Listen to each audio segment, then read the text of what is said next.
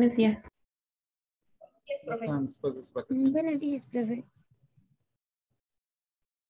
Pues bien, un poquito lleno de tarea, pero bien. Sí, suficientes. Sí, también.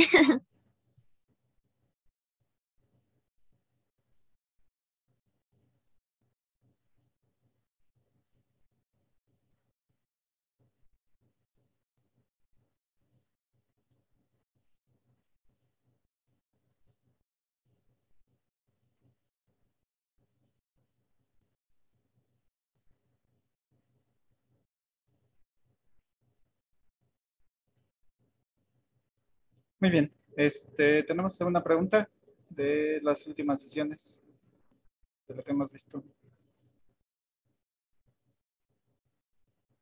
Profe, yo nada más tengo una. Sí, En cuestión de lo de la depresión, si cambia la química del cerebro, o sea, ¿sí puede volver a funcionar normal? sí, la mayoría de los tratamientos, bueno, de los problemas que generan la depresión son reversibles. Es decir, ya sea que, por ejemplo, tengamos una menor producción de serotonina o de dopamina, podemos restablecer la producción, a menos que exista alguna variante o alguna condición genética que directamente el organismo produzca menos cantidad de receptores o tenga menor cantidad de enzimas para producir los niveles óptimos de serotonina y dopamina. La mayoría son reversibles, solamente se tiene que volver a acostumbrar el cerebro a regular la tasa de producción normal de estos neurotransmisores. Entonces, mientras más estemos acostumbrando, más fácil vamos a poder regresar o restablecer a los niveles normales. Lo que les decía en las sesiones anteriores es que los tratamientos llegan a ser muy largos, es decir, este regreso a los niveles óptimos de neurotransmisores van a tardar aproximadamente entre 3 a 6 meses, entonces, ¿no? Para que se empiece a notar un cambio. Entonces, casi siempre una de las limitantes del tratamiento de la depresión es la tolerancia de los pacientes a estar, digamos, con un mismo tratamiento durante 3, 4 meses sin notar algún cambio sustancial. Entonces, pareciera que el tratamiento no está siendo efectivo, existe esta desesperación tanto por los familiares o por el mismo paciente y empiezan a, digamos, cambiar de médico y buscar una alternativa distinta. Es una de las principales complicaciones, es que el poquito mucho avance que se haya tenido con el tratamiento previo, como que se pierde y se tiene que volver a empezar si es que hay un cambio tanto de medicación o de estrategia para abordar el tratamiento de la depresión. Pero sí, todo es normal, todo es reversible. Gracias, profe. Uh-huh. ¿Alguien más? Sí, profe, yo también tenía otra duda. Cuando nos referíamos, bueno, podría volverme a explicar, mejor dicho, a lo de polimorfismo. En ese caso no me quedó muy claro. Ah, ok.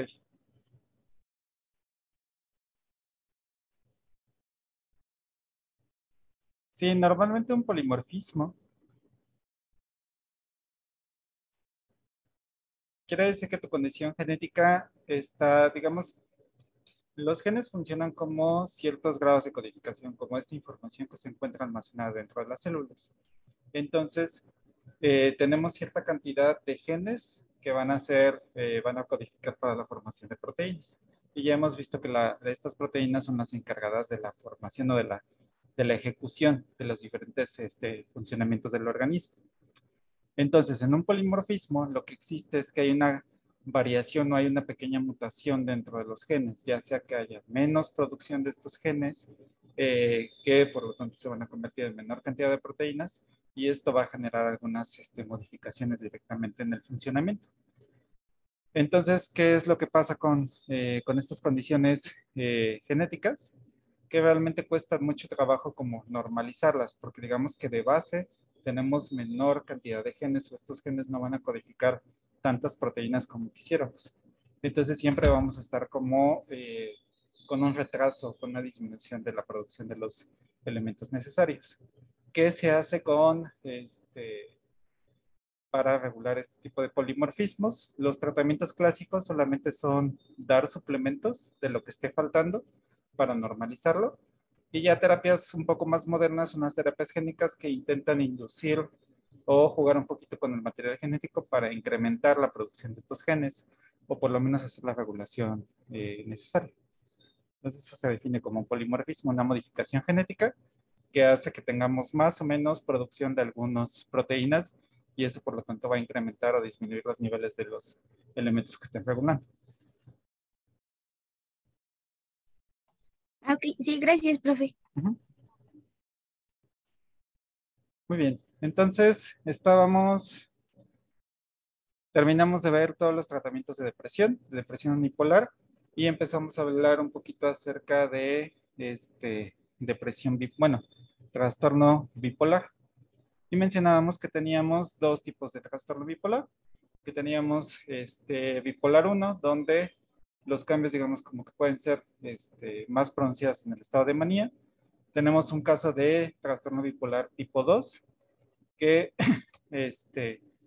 la diferencia es que tenemos menos intensidad en el estado de manía, por lo tanto cuesta un poco más de trabajo estar haciendo el diagnóstico. Y teníamos el tercero, que es la ciclotimia, que es estos cambios bruscos de estado de ánimo, donde inclusive normalmente se ha caracterizado, bueno, se ha inclusive caricaturizado, donde las personas con trastorno bipolar tienen estos cambios inclusive en el mismo día, ¿no? O sea, es prácticamente como que están muy tristes en una hora y después tienen estos cambios como drásticos de humor en un momento siguiente, ¿no? Entonces, eso es, digamos, como que el caso más grave. Y lo que mencionábamos es que para el trastorno bipolar, pues realmente la terapia psicológica es inefectiva, porque realmente no sabemos si realmente estamos tratando la parte de depresión o simplemente está cambiándose a un estado de manía. Entonces lo que buscamos nosotros es prácticamente ser los estabilizadores de ánimo, que para esto pues utilizamos principalmente el ácido valproico y el litio. Entonces vamos a hablar un poquito acerca de cómo funciona el litio, que realmente es un mecanismo relativamente sencillo. Creo que ya lo habíamos mencionado un poco cuando vimos epilepsia.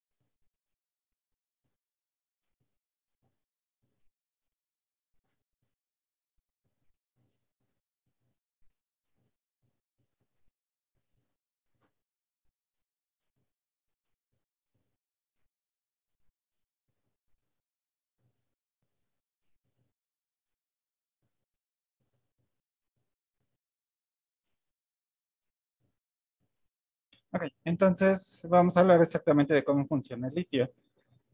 El litio es uno de los tratamientos, bueno, como sabemos, es uno de los metales, o es el metal más pequeño de los cuales conocemos. Técnicamente su núcleo solamente tiene 3 protones, entonces es una molécula muy chiquitita. Entonces, ¿qué características tiene el litio? Al ser una molécula muy pequeña, por ejemplo, si lo comparamos con un sodio, que su número atómico es de 23, el litio es solamente de 3, inclusive el potasio, que es 32, me parece, no estoy muy seguro. Ya no me acuerdo cuál es el número del potasio, pero bueno, no importa tanto. El litio, al ser una molécula o al ser un catión muy pequeño, puede permear fácilmente, se puede internalizar por los canales iónicos. Es decir, puede estar nadando entre iones, por ejemplo, sodio, puede estar así, mientras un canal de sodio se abre, el litio puede entrar fácilmente, digamos como que colado entre estos iones sodio, o inclusive en iones potasio y iones calcio. Es decir, si se abre un canal, él puede permear fácilmente a través de estos canales iónicos. Eso le permite su ingreso directamente a la célula. ¿Qué es lo que va a hacer? Uno de los diferentes mecanismos que se han descrito es que el litio inhibe la transformación del inositol fosfato a inositol. Entonces, ¿qué es lo que ocurre? Originalmente tenemos, ya sabemos, ¿no? Nuestros receptores GQ, que uno de los segundos mensajeros que se produce es el inositol trifosfato, y esto habíamos visto que activa canales de calcio y esto genera pues, un proceso de despolarización que lo llamamos como proceso de excitabilidad. En el caso de las neuronas que están regulando el comportamiento, pues va a generar un incremento en los estados de manía. Entonces, ¿cómo es el proceso una vez que ya actúa el inositol trifosfato y abre canales de calcio? Para que la célula pueda controlarlo, pues lo que va a hacer es hacer un proceso de desfosforilaciones para degradar este inositol trifosfato y evitar que tengamos un exceso de excitabilidad. Entonces, ¿qué pasa? Pues esta es la cadena de metabolismo. Tenemos inositol trifosfato, le quitamos 2 fosfatos y generamos inositol fosfato.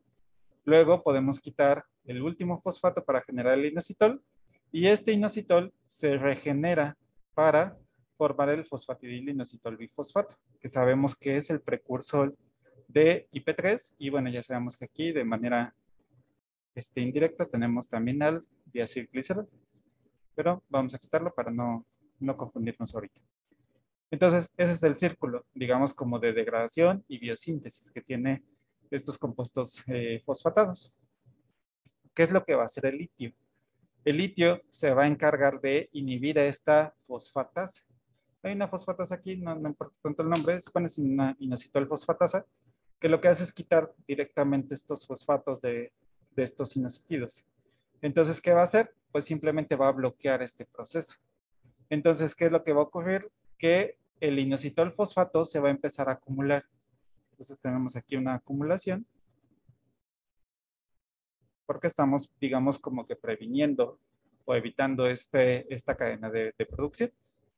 Entonces, ¿qué va a pasar? Que inositol va a disminuir, por lo tanto P2 va a disminuir y en el siguiente ciclo inositol trifosfato va a disminuir. ¿Y esto qué consecuencia trae? Pues que obviamente no vamos a poder activar estos canales de calcio y por lo tanto la excitabilidad va a disminuir. Y esto pues nos refiere como una disminución de los estados de Maní. Entonces, el litio junto con el ácido valproico se consideran como estos fármacos que son estabilizadores de ánimo. No son fármacos relativamente potentes, sin embargo, una de las principales limitantes que tiene el litio es su biodisponibilidad. No podemos, digamos que de todo el litio que se consume, solamente el 3% llega directamente hacia el cerebro. Entonces, esto genera que, pues, digamos, los efectos fisiológicos se vean mermados. Entonces, el litio lo que se utiliza solamente es para tratar estos ataques de manía excesivos. ¿Qué consecuencia va a traer? Pues que obviamente vamos a mandar al paciente a un estado depresivo. Entonces, para los psiquiatras es mucho más fácil controlar a una persona que se encuentre en estado depresivo que se encuentre en un estado de manía, porque técnicamente las personas que tienen manía son un poco más impredecibles, porque puede ser que tenga un ataque directamente o haga alguna actividad de riesgo y esto pueda poner en peligro su salud o inclusive la misma vida del paciente. Entonces, en el estado depresivo lo único que tenemos que estar cuidando es que la depresión no sea tan excesiva como para que esta persona pueda cometer o intentar cometer suicidio. Entonces, obviamente esto estamos hablando de casos bastante agresivos, donde ya tenemos prácticamente esta ciclotimia, donde tenemos cambios excesivamente graves del estado de manía y del estado depresivo. Si tenemos, por ejemplo, un tratamiento de trastorno bipolar tipo 2, donde los ciclos de manía no son tan excesivos, se puede regular simplemente con pequeñas dosis de litio o inclusive con el ácido valproico, que también ya habíamos visto que tiene así como múltiples funciones dentro del organismo. Entonces, esto solamente se utiliza en casos graves de producción de manía. A ver, tenemos una pregunta.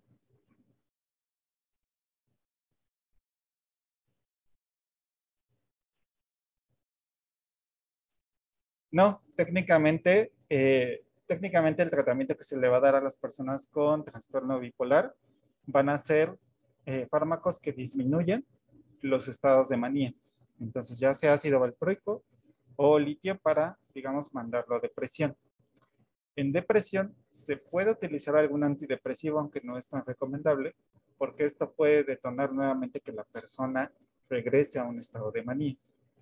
Entonces, técnicamente, si es muy severo el trastorno bipolar, las personas o la mayoría de los médicos van a mantener casi siempre a una persona en un estado depresivo.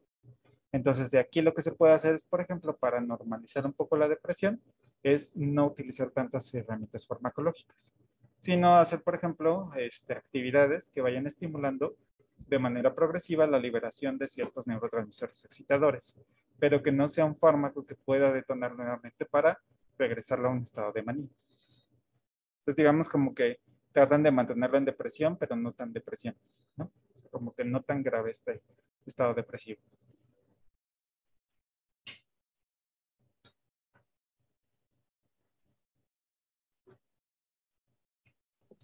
Profesor, ¿Sí? entonces, o sea, ya que se mantiene lejos de un estado de manía, no, o sea, no se utiliza otra cosa como para regular igual la depresión, o sea, como para que esté en un punto intermedio, pues sano.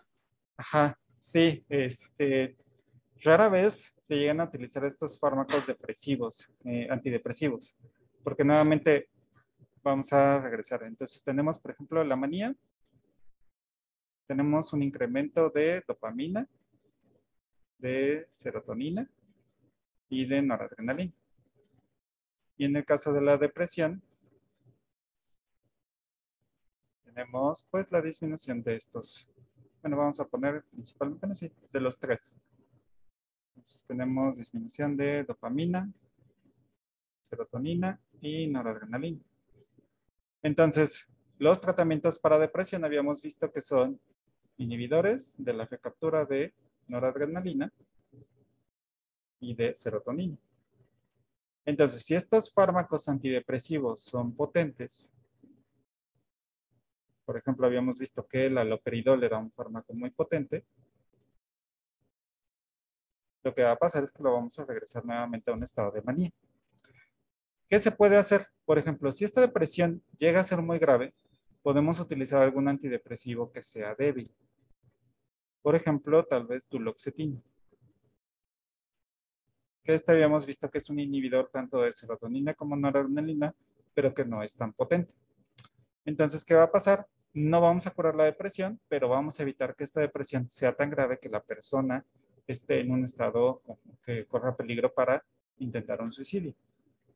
Entonces, es una de las, digamos, como de las desventajas de las personas que tienen trastorno bipolar. No hay un tratamiento que sea, digamos, efectivo.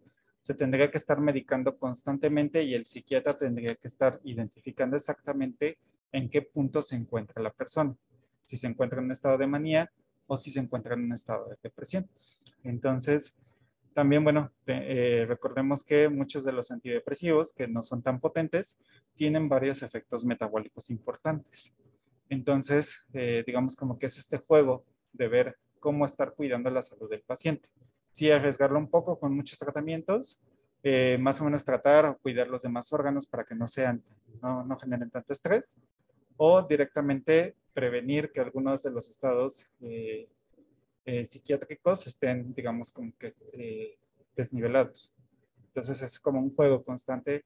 Por eso la mayoría de las personas que tienen tanto esquizofrenia, que lo vamos a ver un poquito más adelante, bueno, más adelante de esta clase, vamos a ver que es muy difícil tener un tratamiento ideal. Entonces siempre se está batallando con el tratamiento que sea menos agresivo para las personas.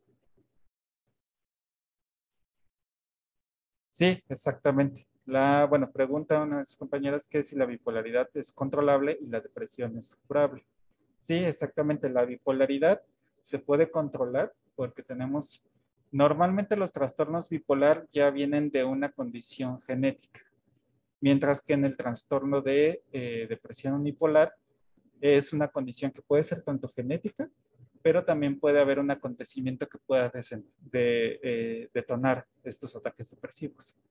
Entonces, esa es una de las diferencias que creo que no les mencioné. En la cuestión de trastorno bipolar ya tenemos una modificación genética, aunque exactamente no se sabe cuál es la causa principal o cuál puede ser un mecanismo detonante. Llega a haber casos, por ejemplo, con personas que tienen trastorno bipolar que no es tan severo, que realmente simplemente con el regulador de estado de ánimo, tanto valproato como litio, pueden mantener un nivel óptimo. un nivel normal. Sin embargo, sí llega a haber casos donde empieza a haber una mayor progresión y entonces tenemos que estar utilizando diferentes tipos de tratamientos.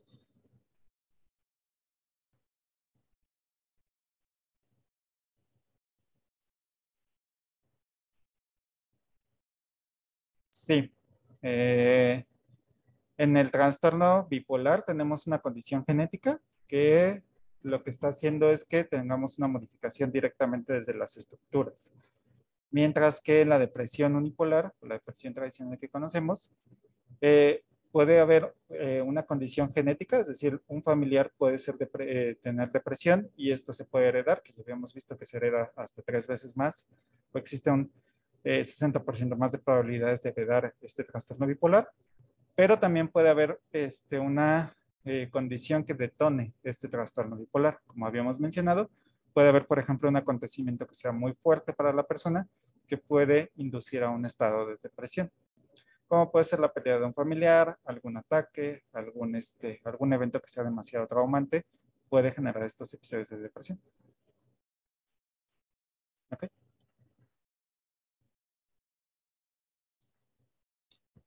Muy bien, entonces ya nada más para terminar, vamos a hablar un poquito acerca de cómo funciona uno de los tantos mecanismos del ácido valproico. Entonces tenemos aquí al receptor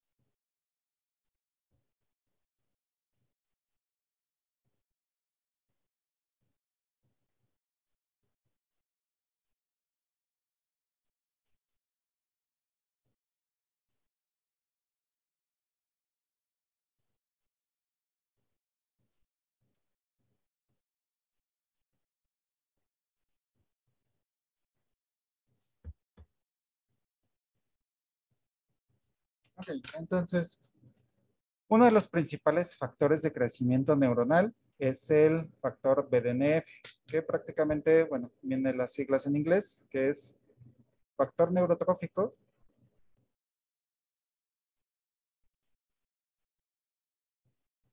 derivado de cerebro.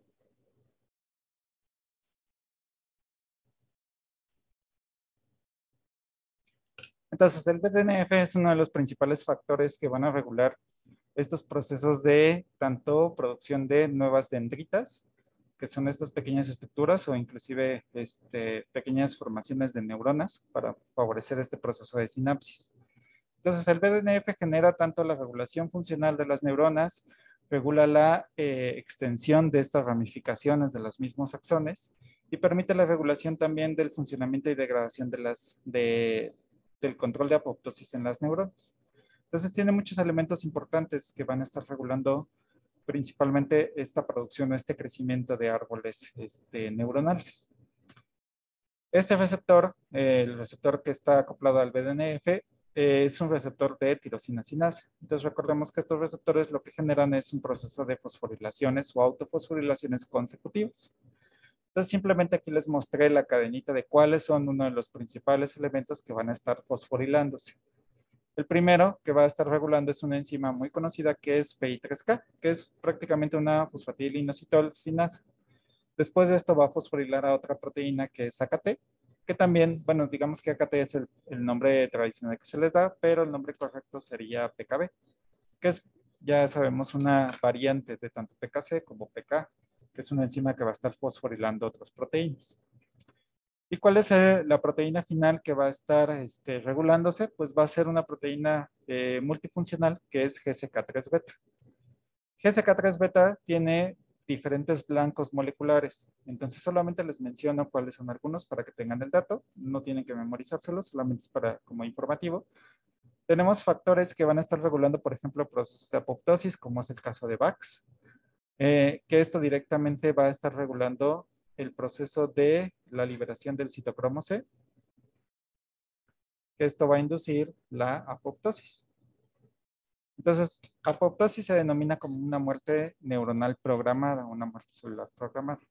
Quiere decir que cuando la célula decide, digamos, terminar con su ciclo de vida, empieza a hacerlo a través de un mecanismo de apoptosis donde empieza a recuperar todos estos mecanismos y todos estos nutrientes necesarios para la producción de nuevas estructuras. Entonces, digamos que es como una muerte controlada que permite la reutilización de la mayoría de los elementos, por lo menos de los bloques de construcción. Entonces, tiene importante regulación tanto en el proceso como de mitosis como de apoptosis. También, por ejemplo, tenemos otra de las proteínas que es beta-catenina, que se encarga de hacer la conexión o la estabilización de diferentes procesos sinápticos, que nuevamente va a incrementar este crecimiento o esta producción de señales periféricas. Y también tenemos dos elementos que es Jun y FOS, que están encargados principalmente tanto del desarrollo como de la mitosis neuronal. Es decir, vean que GSK3 beta puede regular tanto la producción de neuronas como la misma degradación de estas neuronas, así como también establecer este crecimiento de árboles neuronales. Entonces, ¿qué es lo que va a hacer el valproato? Técnicamente, tanto valproato como litio se encargan de la inhibición de GSK3 beta. Por lo tanto, todos los mecanismos, tanto apoptosis, proliferación neuronal y la creación de estos árboles neuronales va a estar limitada. No va a estar, digamos, como que tan extensa. ¿Esto para qué nos ayuda? Para evitar que, por ejemplo, estos árboles neuronales crezcan demasiado y empiecen a excitar a otras neuronas periféricas, lo cual trae como consecuencia, pues, tanto elementos de naturaleza psicótica, ya sea, por ejemplo, este estado de manía, este estado, por ejemplo, de depresión que tiene ciertos grados de alucinaciones, también está presente por esta hiperregulación de GSK3 beta, y también para evitar que, por ejemplo, tengamos mayor invasión hacia otras árboles neuronales y esto pueda terminar en procesos de alucinaciones. Aquí ya habíamos visto que era esta como mezcla de neuronas o de señales donde no pertenecían. Entonces, además, si recuerdan cuando vimos la parte de antiepilépticos, habíamos visto que valproato también regula, por ejemplo, inhibe a la enzima GABA transaminasa, que es la enzima de degradación de GABA. También permite la inhibición del transportador GAT, que evita la recaptura, la reabsorción de GABA, lo cual permite que tenga más efecto en el espacio presináptico. Entonces, técnicamente lo que va a hacer valproato es evitar que tengamos estos efectos de manía, incrementar el funcionamiento de GABA y por algún lado también regular estos niveles de GABA intracelular. Entonces, digamos que el valproato es como lo que mencionaban ustedes, esta búsqueda de este fármaco que pueda generar un estado intermedio o un fármaco prácticamente bastante eficaz que pueda normalizar el funcionamiento de la persona. Entonces, valproato, como les decía, es uno de los fármacos que son prácticamente indispensables, o por lo menos se encuentra dentro de los fármacos, ahí se me fue el nombre, fármacos indispensables para los diferentes botiquines a nivel mundial. Es decir, es un fármaco que prácticamente en todas las casas debería de estar para regular este tipo de tratamientos psiquiátricos.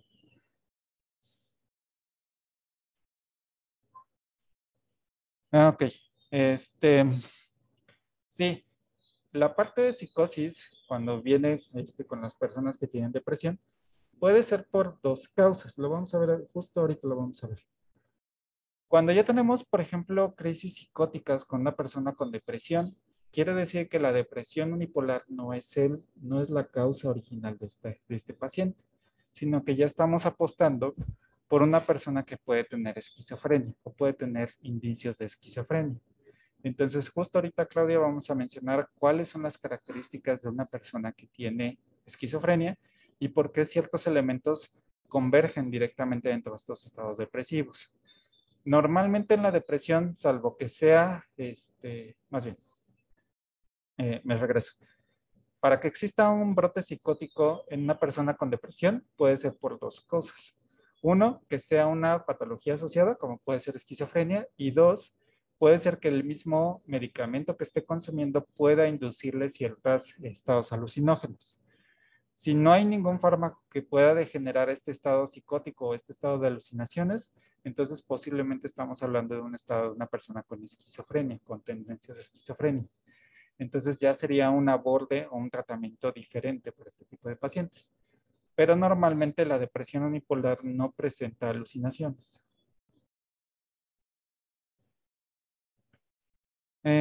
Preguntan que si el estrés postraumático se trata como un estado de manía. Sí, más que de manía se trata como un estado de ansiedad. Digamos que la ansiedad, como ya habíamos visto, es este estado como de inquietud, donde prácticamente tenemos una sobreexcitabilidad. Digamos que este estrés postraumático es el equivalente a la depresión unipolar, pero en el estado excitado de las personas. Entonces, aquí es un evento que generó demasiado estrés que puede desencadenar ciertos estados de ansiedad. Entonces, en el estado de estrés postraumático se puede controlar directamente, por ejemplo, con benzodiazepinas. Solamente queremos evitar que esta sobreexcitabilidad esté, digamos, incrementada. Entonces, se trata más que nada como un estado de ansiedad, más que como de manía. Pero sí tiene tendencias de manía por ciertos comportamientos.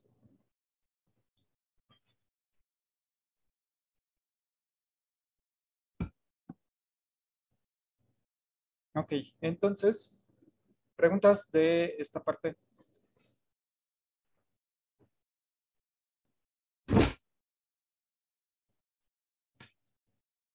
No. Profesor, No, sí, profe, yo todo tengo bien. una pregunta. Sí. Entonces, el ácido valproico lo que va a hacer es inhibir a bueno, como lo veíamos en antiepilépticos, que era inhibir a la gama Transaminasa. Ujú. Ajá. Entonces, ¿se aumenta la concentración de GABA intracelular? Ajá, sí, exactamente. Entonces, Ok. aquí si quieren los anotamos. Entonces, valproato también inhibe a GABA-T, que entonces, bueno, inhibimos a GABA-T, por lo tanto, GABA neurotransmisor va a aumentar su tiempo de vida medio. Y también inhibe a GAT, y por lo tanto, también GABA neurotransmisor aumenta su tiempo de vida medio. Gracias, profe. ¿Cuál fármaco, Julio? No, era eso mismo. Ah, ok, Gracias. sí. Sí, entonces técnicamente, si ustedes ven una revisión del valproato, van a encontrar un chorro de mecanismos de acción. Técnicamente, se cree que tiene diferentes abordes, inclusive algunos mencionan que puede tener inhibición sobre algunos receptores de dopamina, otros mencionan que también puede regular receptores de serotonina. Entonces el valproato es uno de esos fármacos como muy queridos por la comunidad médica porque regula muchas cosas, aunque a nivel fisiológico todavía no se sabe exactamente qué es todo lo que hace. Entonces siempre hay una variedad de mecanismos de acción relacionados con valproato, pero de manera sencilla, para que se les grabe, identifíquenlo como un regulador de estado de ánimo. Es decir, que lo va a mantener, digamos, en los niveles óptimos, tanto la parte excitadora como la parte inhibitoria.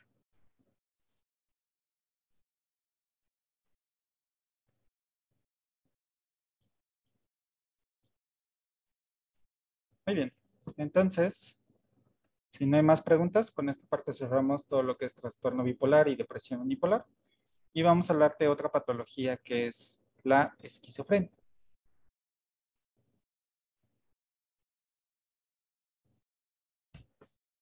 Entonces, la esquizofrenia, si nosotros partimos la palabra, viene de esquizo,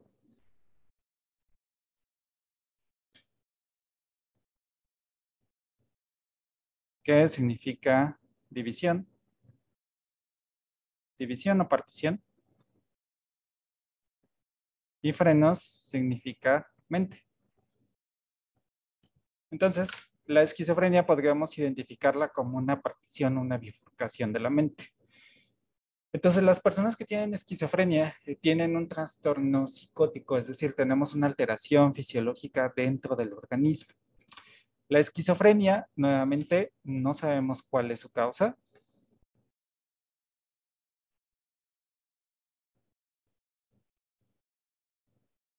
Aunque se sabe que tenemos factores genéticos importantes.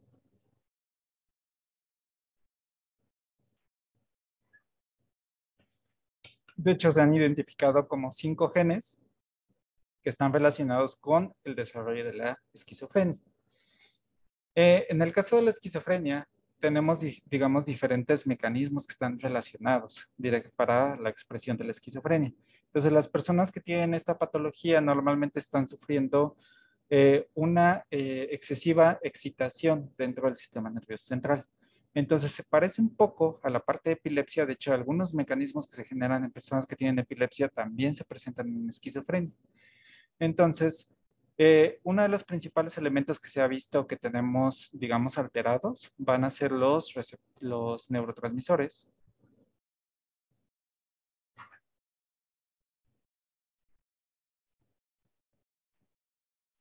Dopamina. Y pues actualmente se está haciendo muchos estudios sobre serotonina. Entonces, digamos que uno de los principales elementos que se encuentra elevado va a ser la dopamina. Entonces, la dopamina, pues ya habíamos mencionado,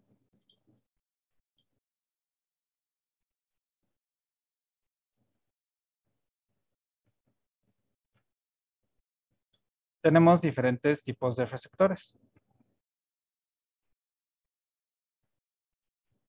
Tenemos los receptores que van desde D1 hasta D5. Entonces, D1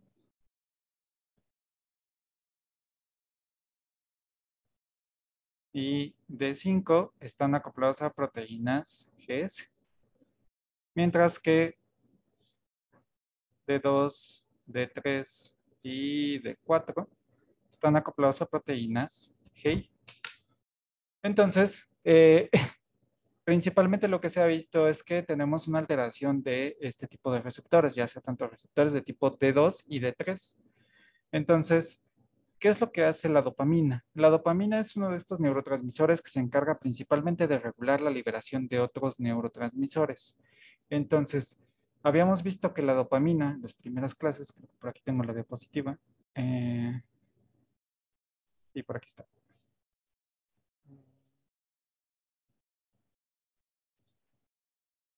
Ok, entonces, la liberación de dopamina en el cerebro lo tenemos sobre 2 vías principalmente, que es la parte mesocortical y la parte tuberohipofisiaria.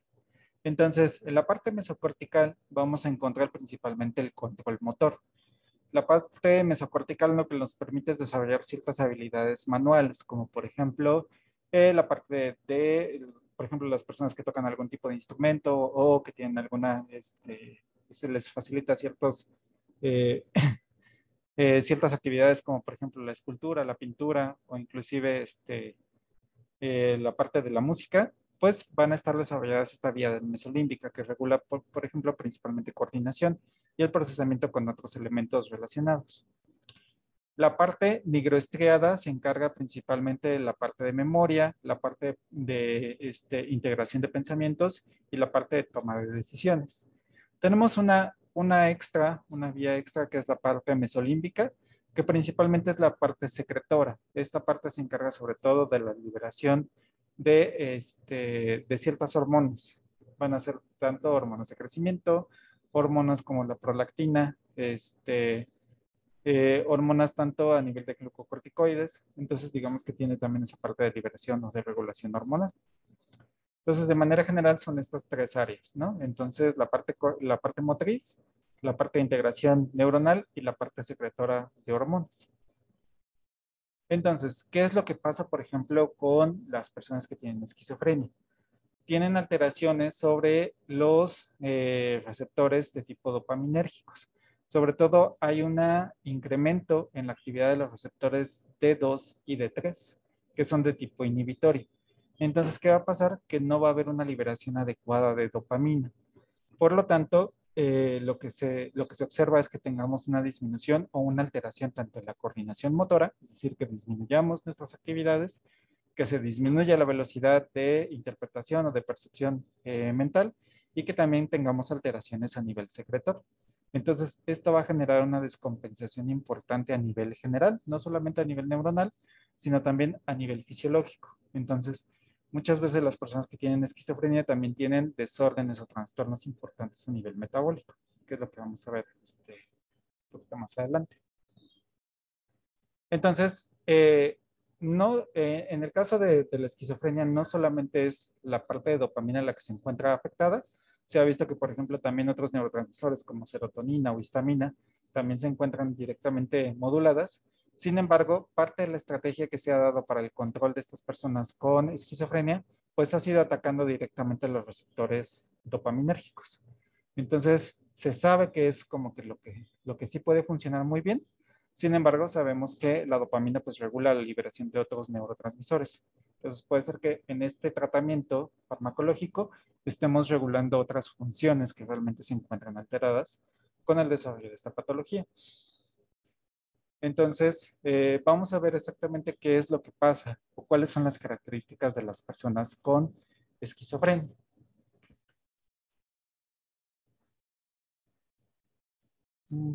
Ok, entonces primeramente vamos a definir un término que son síntomas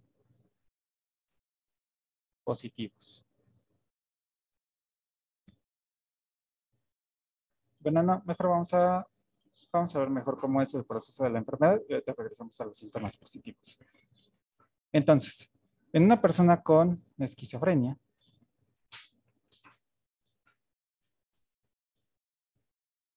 tiene diferentes fases dentro de su organismo. Primeramente es la fase activa, luego viene la fase prodromal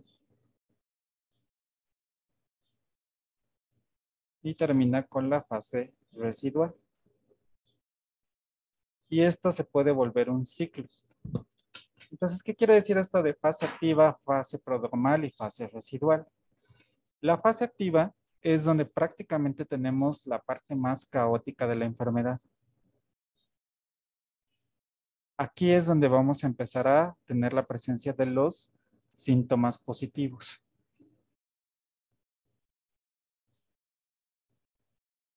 Dentro de los ejemplos de síntomas positivos vamos a ver las alucinaciones, delirio, desorden del lenguaje,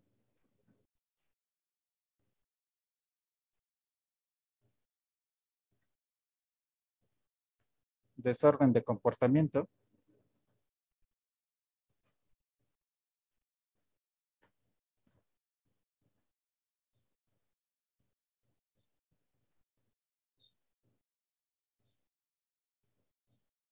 y comportamiento catatónico.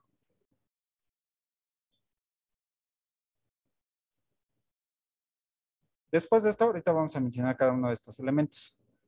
Digamos que en la fase activa es donde se van a presentar todos los ejemplos que normalmente se han visto. Si alguna vez han visto ya sea algún tipo de película o algún tipo de caso de una persona que sufre esquizofrenia, pues notarán este proceso, por ejemplo, de alteraciones de comportamiento, estos casos muy caóticos donde están escuchando voces o que inclusive llegan a ser bastante traumáticos, ¿no? Porque pueden mencionar así como un poquito la exageración de que existe como un sufrimiento interno en la mente.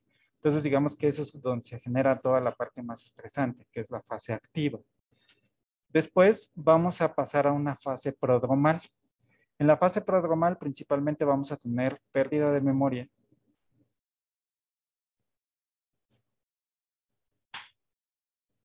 Vamos a tener dificultad o déficit de atención.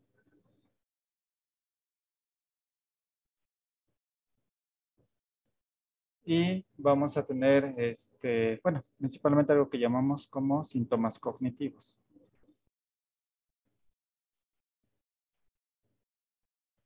Y finalmente tenemos la fase residual. Que aquí lo que vamos a observar, perdón, de hecho aquí lo puse al revés.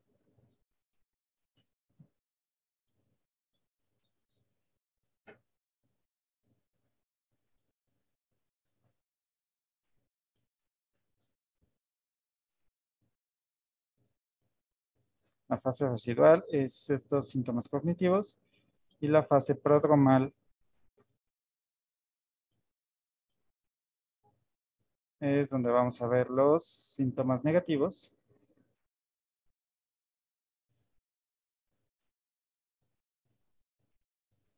Donde vamos a ver pobreza del lenguaje.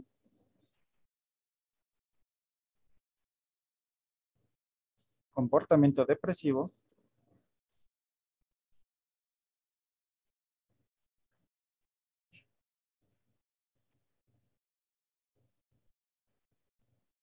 Inmovilidad. Y comportamiento retraído.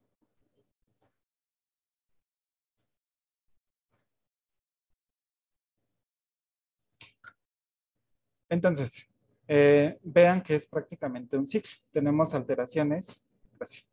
Tenemos alteraciones directamente a nivel neuronal, que es la fase activa, después la parte de integración de memoria, que es la parte residual, y finalmente la parte prodromal. Tenemos síntomas que pueden confundirse inclusive con un síntoma de depresión unipolar, que es aquí donde Claudia te iba a mencionar.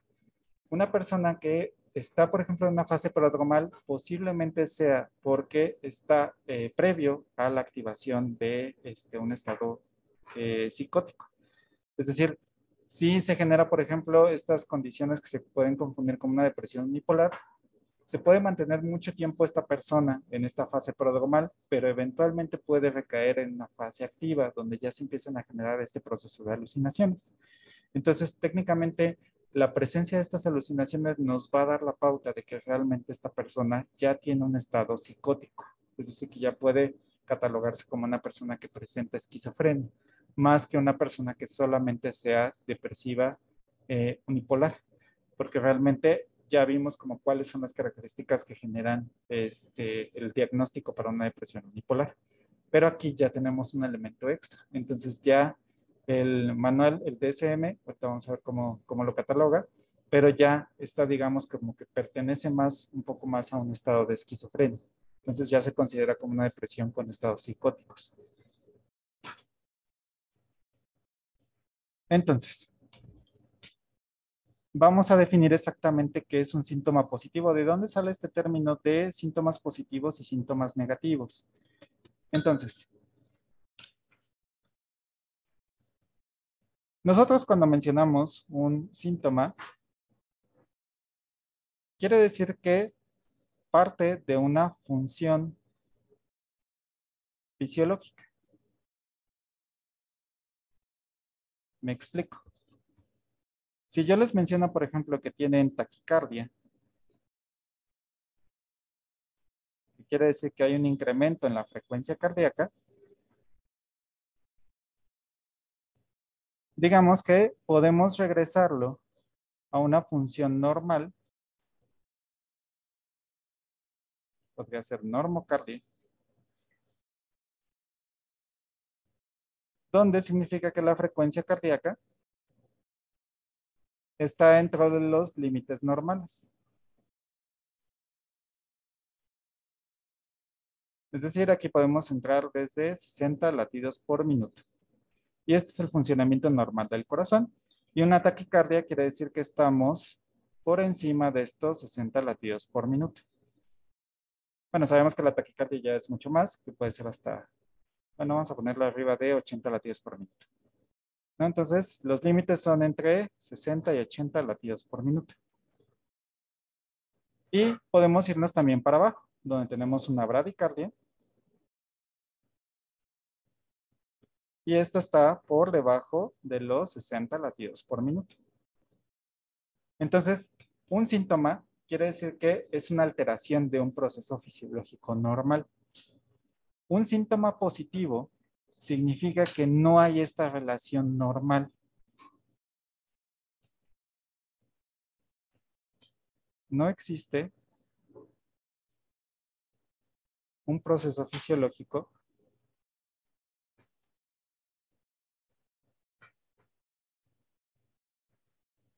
que explique el síntoma.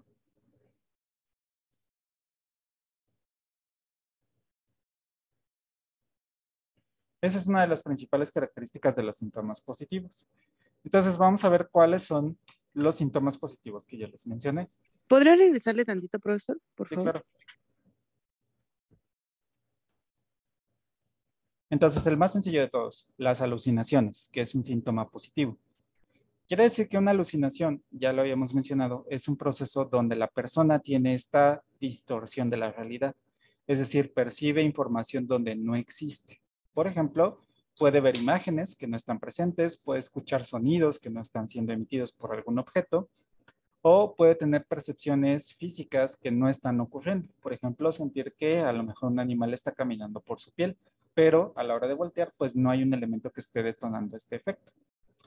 Entonces, si quisiéramos buscar cuál es el síntoma fisiológico de la alucinación, nos costaría un poco de trabajo. Podríamos decir o podríamos apostar que dicen, bueno, a lo mejor un funcionamiento normal del cerebro. Eso no generaría, eso podría ser como un síntoma fisiológico. Pero realmente es muy ambiguo porque no sabemos exactamente hasta qué punto es lo normal, ¿no? Entonces, como queda un poco difuso cuál sería el síntoma fisiológico o el funcionamiento fisiológico de este síntoma, se catalogan a todos ellos como síntomas positivos. Porque vamos a ver el siguiente, delirio. ¿A ustedes qué les suena delirio? Ustedes posiblemente han escuchado esa palabra. Cuando dicen estás delirando o una persona tiene cierto delirio de grandeza. ¿Qué les suena o qué creen que sea el delirio?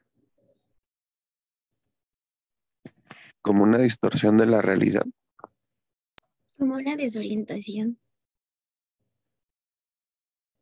Distorsión de la realidad.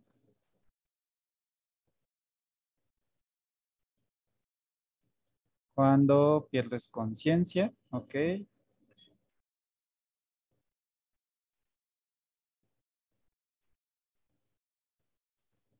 Confusión. Desorientación, ¿ok?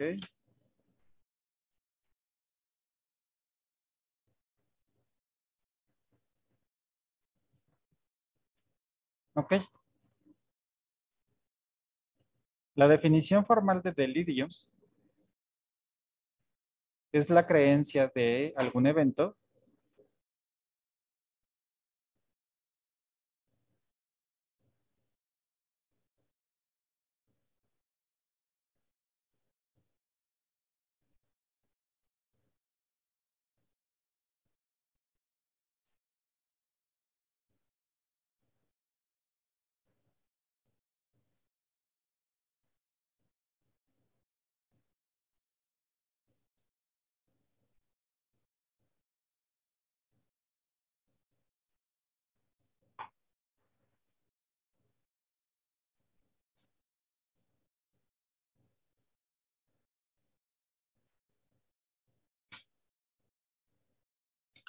es la creencia de algún evento a pesar de que existe evidencia de la falsedad del enunciado del evento que se menciona. ¿Qué quiere decir esto? Una persona que tiene delirio es una persona que tiene una convicción de que algo existe, de que algo está presente, a pesar de que ustedes le mencionen o que le muestren toda la información de que eso no pasó o de que ese evento no ocurrió. Por ejemplo, yo puedo decirles, no sé, el día de ayer los vi a todos ustedes en el salón de clases. Entonces, ustedes pueden decir, no, yo estaba en mi casa, yo estaba saliendo, pero yo les estoy diciendo, no, es que yo te vi.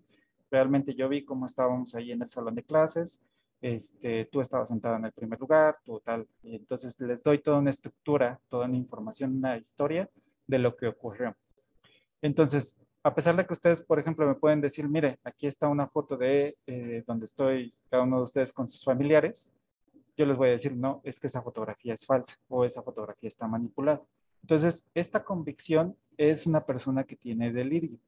Normalmente lo asociamos, por ejemplo, cuando tenemos fiebre, que dicen esta persona está delirando, porque simplemente está diciendo como ciertas, para nosotros ciertas incoherencias. Sin embargo, él está convencido de lo que está diciendo es real o tiene una validez para esa persona. Muchas veces, por ejemplo, se asocia con las personas de la tercera edad que dicen es que ya es una persona que está delirando. Entonces, muchas veces, por ejemplo, algunos adultos, adultos de la tercera edad, empiezan a mencionar historias, empiezan a hacer comentar una serie de eventos que para ellos tienen cierto sentido, Entonces, ellos creen que realmente ocurrió. A lo mejor lo están confundiendo con algún elemento que pasó en otra ocasión, pero ellos tienen la convicción de que ocurrió en esa fecha y en ese tiempo especificados. Entonces, esa sería como la definición de delirio. Por ejemplo, el enunciado que menciono de delirio de grandeza es una persona que tiene cierta superioridad o que se siente muy superior hacia otra persona, a pesar de que existan elementos que confirmen lo contrario, ¿no? De que no es un ser superior. Muchas veces, por ejemplo, muchos dictadores en la historia tenían este delirio de grandeza, que se creían seres superiores, que tenían algún tipo de misión, digamos, en este mundo, o inclusive que tenían algún encomendado, sobre todo por ciertas deidades, para hacer ciertos actos cometidos. Una persona que, por ejemplo, sufría mucho de delirio es Juana de Arco, la cual mencionaba que ella fue encomendada directamente por Dios para levantar una revolución francesa, ¿no? Entonces, ella tenía esa convicción de que tenía una misión religiosa para ejercer alguna acción. Entonces, eso es la parte de delirio. Podemos hacerlo como delirio de grandeza. Las personas que tienen, por ejemplo, estos estados psicóticos pueden sentir que perciben mensajes, ya sea, por ejemplo, a través de la radio, a través de la televisión, a través de algún video, o inclusive que existe alguna persona que le está dando instrucciones para que hagan ciertas cosas. Entonces, ese es otro síntoma positivo. Profesor, y una pregunta. Por ¿Sí? ejemplo, las personas que pues ya están casi a punto de morir, hay unos que dicen que ven cosas o que tienen ese como delirio de que ven a sus, bueno, o sea, como familiares que ya murieron. Ajá. Ese también entraría como un delirio, una, este, ay, Sí, como el otro. sí, se considera como de una persona que está delirando porque realmente tiene una convicción de lo que está viendo es real. Entonces, por ejemplo, estas personas que ya están en su lecho de muerte, normalmente dicen es que estoy viendo a mi hijo que a lo mejor ese hijo ya falleció hace 10 años, pero para él está diciendo yo lo estoy viendo. Entonces él tiene esa convicción. Entonces recordemos que delirio es solamente un síntoma que indica que una persona está asumiendo o está aseverando algo, a pesar de que pues se sabe que la información contradice lo que está mencionando. Ah, ok, gracias, profe. La paranoia. En la paranoia es un síntoma de ansiedad. La paranoia es esta amenaza constante que es un pensamiento irracional. Aquí se puede mezclar un poco con delirio porque también tiene como esa convicción de que está ocurriendo. Sin embargo, es una mezcla entre ansiedad porque tiene estos elementos de emergencia o estos elementos de amenaza sin, por ejemplo, que tenga una evidencia física.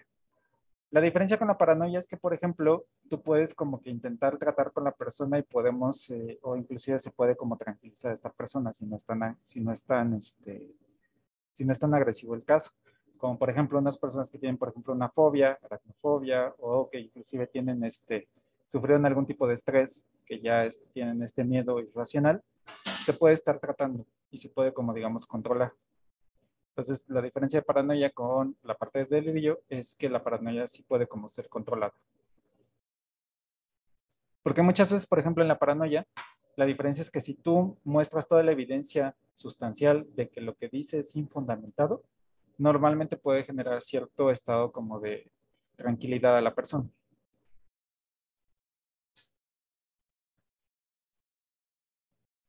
Ok, entonces tenemos tres síntomas positivos más, que es el desorden de comportamiento. En desorden de comportamiento, es una persona que, por ejemplo, tiene acciones que no coinciden con, por ejemplo, con la situación actual. Es como, por ejemplo, una persona que pudiera tener esquizofrenia. Supongamos yo, si tuviera esquizofrenia, llegaría al laboratorio con 3 chamarras directamente. Con este calor que está haciendo en toda la ciudad, yo puedo llegar con 3 chamarras y decirles que tengo frío. O que, por ejemplo, a lo mejor estoy en media clase y me empiezo a reír sin ninguna razón en absoluto. O empiezo a hacer algún tipo de acciones o comportamientos distintos. Entonces, esa es la parte de desorden de comportamiento, es decir, que no coincide la acción con el evento que se está ocurriendo. Puede ser que, por ejemplo, las personas con esquizofrenia empiecen, por ejemplo, a ponerse mucha ropa o a quitarse mucha ropa de la nada. Por ejemplo, si es una situación que vamos a decir triste, a lo mejor ellos están viendo como si nada estuviera pasando. O si, por ejemplo, fuera una situación muy feliz, a lo mejor él está muy retraído y está pensando en otras cosas. Esa es la parte de desorden de comportamiento. Desorden de lenguaje quiere decir que no tiene una percepción adecuada de las palabras. Entonces él empieza a hacer enunciados que no tienen sentido para nosotros. Por ejemplo, yo les puedo decir árbol azul ayer, mañana farma. Entonces, para mí tiene sentido esa serie de palabras y decirles, quiero dejarles alguna tarea. Pues puede ser mi enunciado, pero yo integro diferentes palabras que no tienen sentido alguno. Ese es, digamos, como el desorden del lenguaje, que no se puede hacer la elaboración adecuada de ciertas oraciones. Y finalmente la catatonia es esta sensación de inmovilidad o de parálisis, pero que todo el tiempo estás consciente. Se parece mucho a los síntomas con la parálisis del sueño, que pues también lo pueden conocer como cuando se les sube el muerto, que están así dormidos, sienten cierta inmovilidad y como que tienen esa percepción del medio ambiente. La diferencia es que en la parálisis del sueño normalmente es este estado como de donde se encuentra en un estado de integración o de cambio de ciclo de sueño. Es decir, la mayoría de estas parálisis de sueño normalmente es en un estado de inconsciencia, donde la persona está soñando solamente que recrea como su ambiente donde se encuentra en su habitación. Y en el caso de catatonia, sí tiene una parálisis física directamente de todos los elementos que están ocurriendo a su alrededor. Entonces, esos son como los síntomas positivos que se encuentran en la fase activa. Entonces, vean que la mayoría de ellos pues llegan a ser bastante caóticos, bastante agresivos para los pacientes.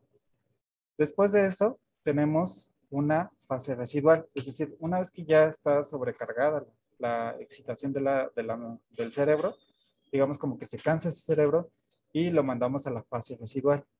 Aquí lo que vamos a ver principalmente es la pérdida de memoria, el déficit de atención y síntomas cognitivos, que es como, por ejemplo, eh, cierto, por ejemplo, dificultad para hablar, cierta resistencia a que se mueva. Inclusive podemos tener determinados elementos como son alogia, donde empiezan a contestar con monosílabos. Pues, por ejemplo, si les preguntan, ¿te gusta la clase? Solamente dices sí. ¿Eres feliz? Y dices no.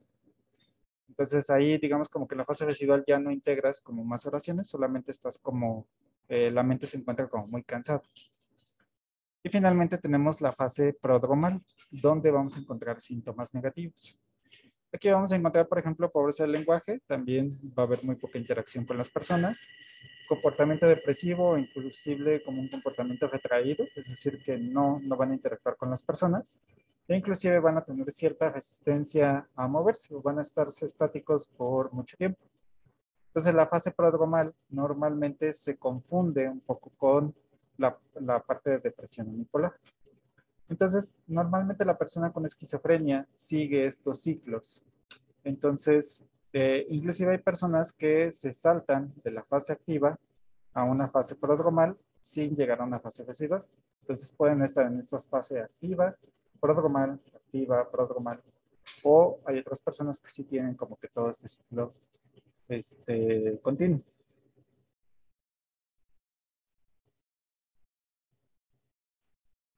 Entonces, para el diagnóstico,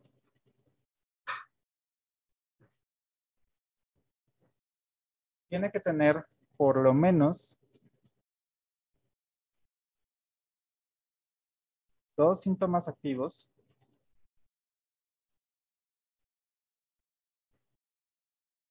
donde por lo menos uno de ellos tiene que ser alucinaciones, delirio, y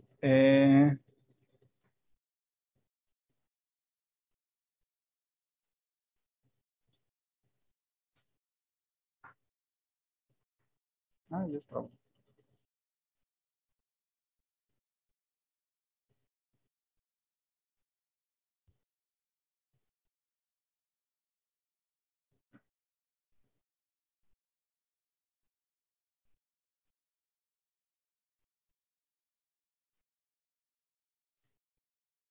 Entonces, de los 5 síntomas activos, tiene que tener por lo menos 2, pero forzosamente uno de ellos tiene que ser uno de estos 3.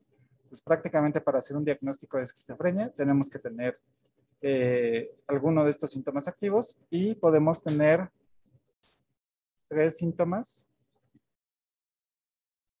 ya sea negativos o cognitivos. Entonces, técnicamente todo esto es el diagnóstico.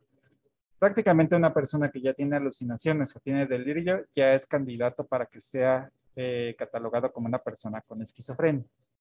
Y cabe destacar que los síntomas positivos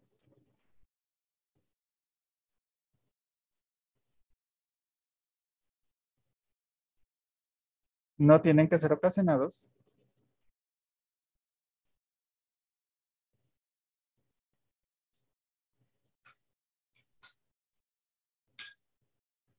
por algún fármaco. Es decir, si una persona tiene alucinaciones, pero consumió algún tipo de tratamiento o consumió alguna droga, pues eso está justificado, que realmente no es un indicio de esquizofrenia, sino simplemente el fármaco es el que está generando, ya sea las alucinaciones, el delirio, inclusive el desorden del lenguaje. Entonces, si no está consumiendo ningún tipo de tratamiento y presenta algún síntoma positivo, ya se considera como una persona con esquizofrenia. ¿Preguntas hasta el momento? Profe, yo no entendí la parte donde dijo lo de los 3 síntomas negativos. O sea, tiene que presentar Sí, tiene un que presentar síntoma. cualquiera de los 3. Tiene que presentar 5. 2 tienen que ser síntomas positivos y al menos 1 tiene que ser alucinaciones, delirio, desorden del lenguaje. Y ya de los otros síntomas negativos pueden ser, por ejemplo, pérdida de memoria, déficit de atención, pobreza del lenguaje o comportamiento depresivo. Entonces, digamos como que todo ese combo de síntomas positivos y síntomas negativos y cognitivos está relacionado para el diagnóstico. Ah, ok. Gracias, profe. ¿Preguntas hasta acá?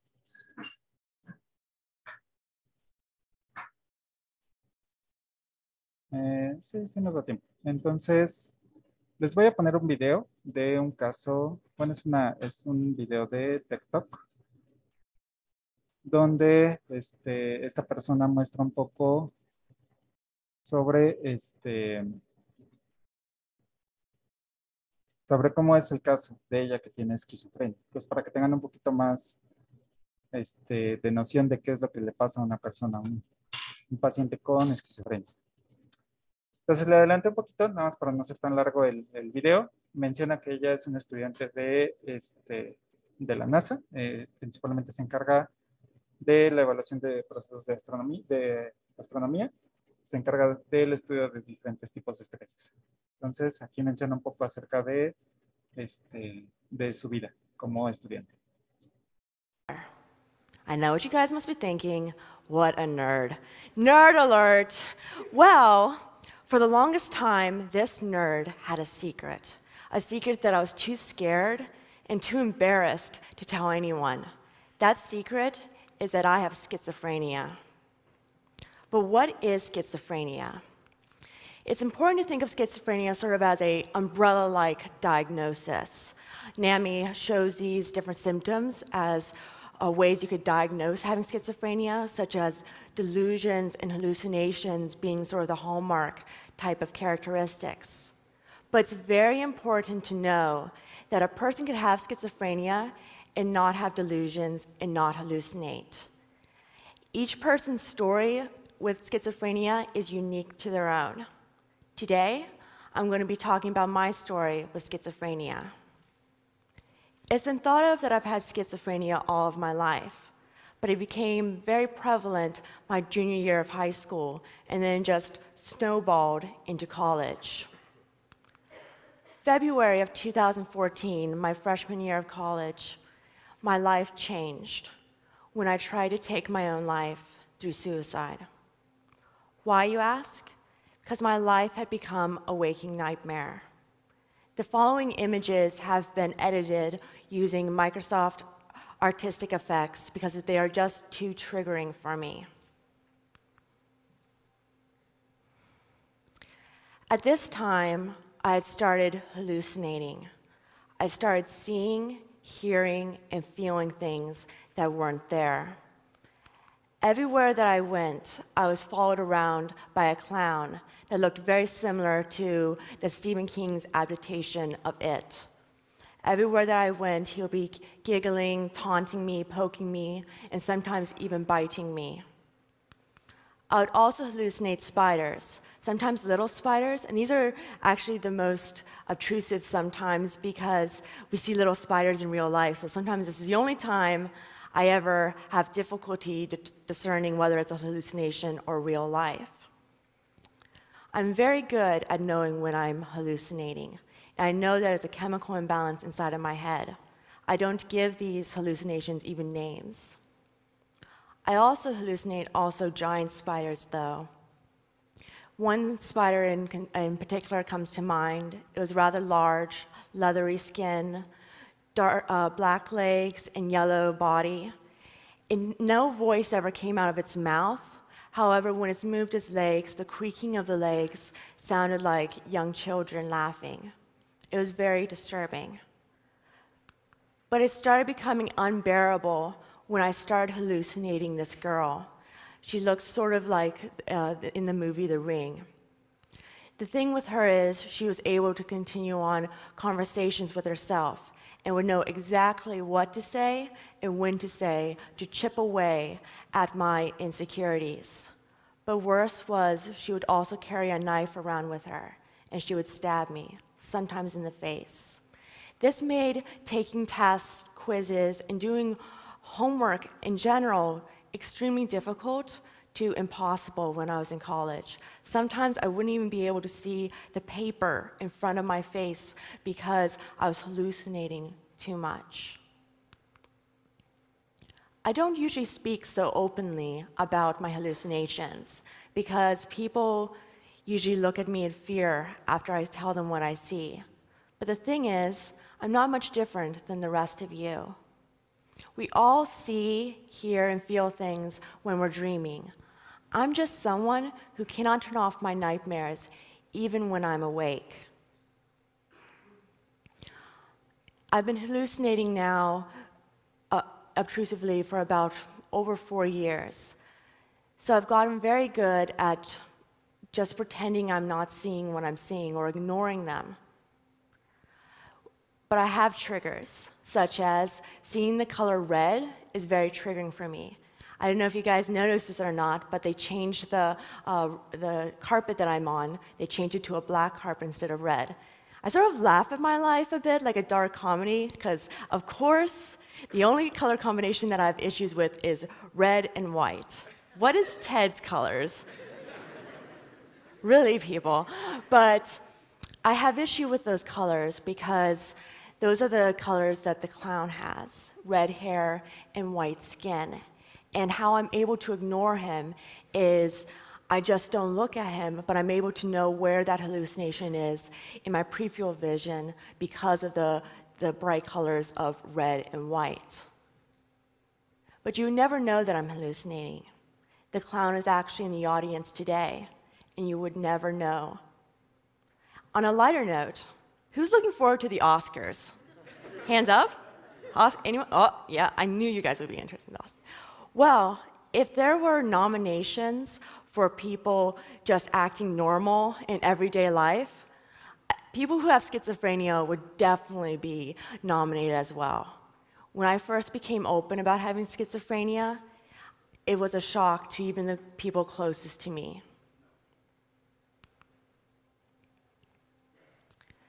It took me 8 months.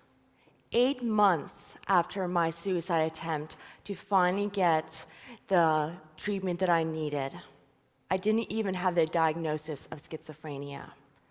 And because of that, what kept me from getting help were conversations like these.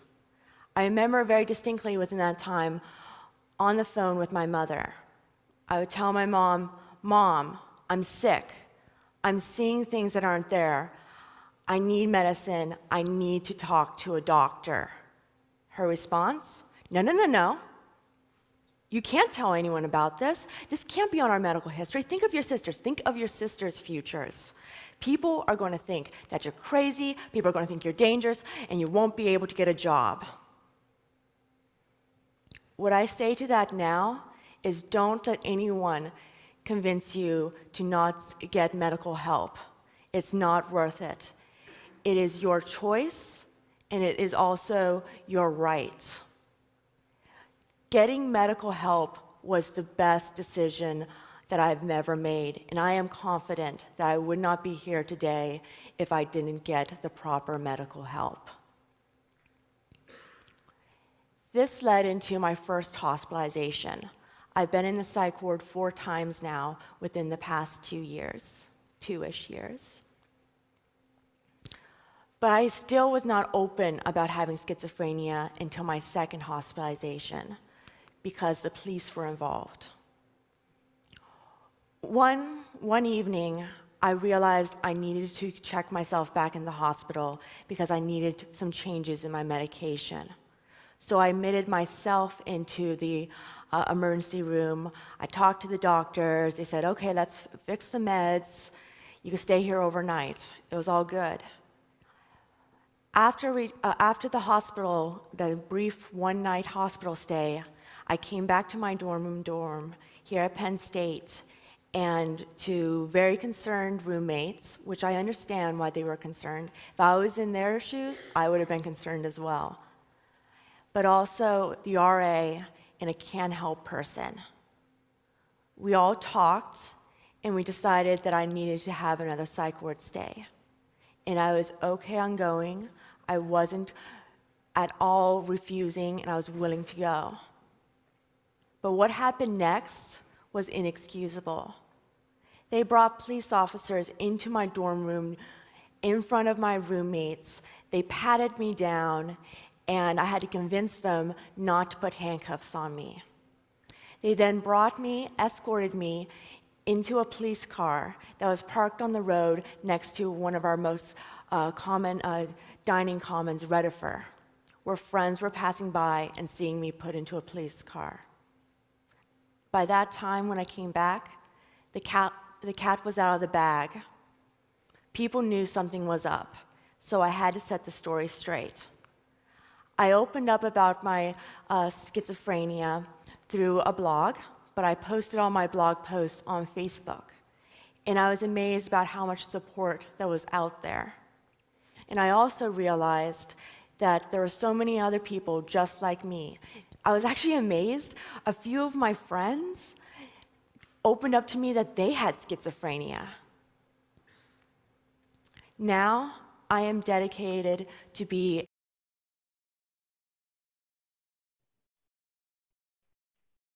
Muy bien. Si quieren les dejo el link para que terminen de ver el video, pero digamos como la parte clínica o la parte de qué es lo que sentía la chica, como que lo expresó muy bien. Entonces, como para que tengan una idea un poco más clara de qué es lo que hace o cómo perciben su realidad las personas con esquizofrenia.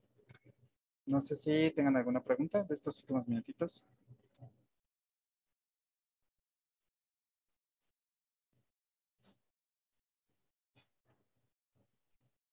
Sí, entonces, sí, con gusto se los comento. Entonces, técnicamente es uno de los múltiples casos de una persona que su grado de esquizofrenia ha afectado como su vida diaria.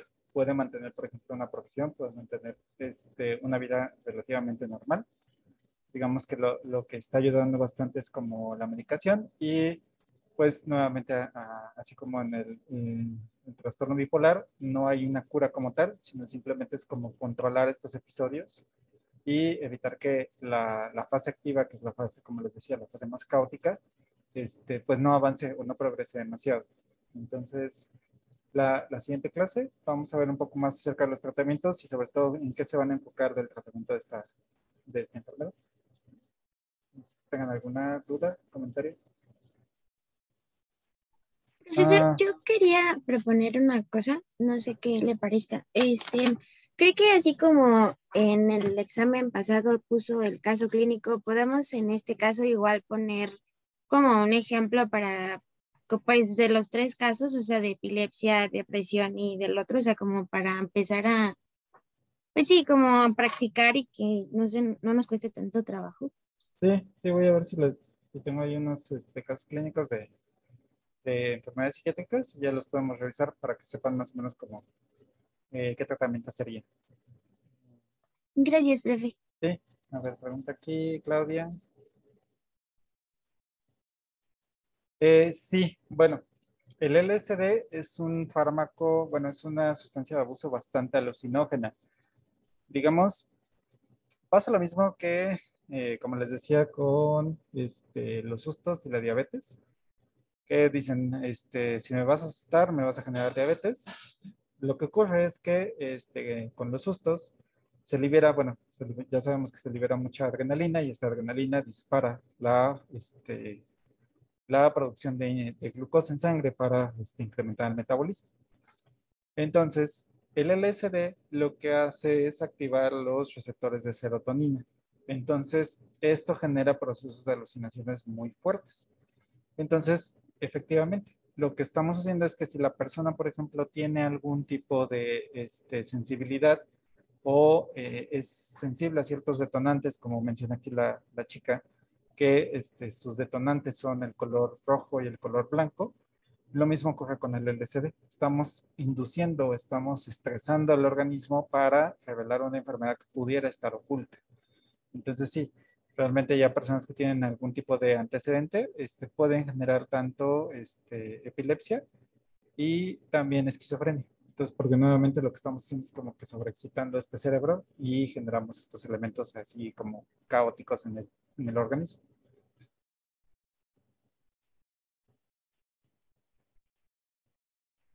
Ok, ¿alguna otra pregunta? ¿Duda? ¿No? Pues si no, pues muchas gracias. Tengan un bonito inicio de semana y nos vemos el miércoles. Posiblemente cuando quiera subir este video a YouTube me van a cortar la parte del video, entonces no se sorprendan si la clase viene como cortada, porque luego ahí me meten ahí el copyright, entonces siempre se corta como una parte del video. Sí, profesor, muchas gracias. Sí, cuídense Gracias, mucho. profe. Nos vemos. Gracias, profe. Hasta luego. Hasta luego. Profe, ¿puedo hablar con usted al final?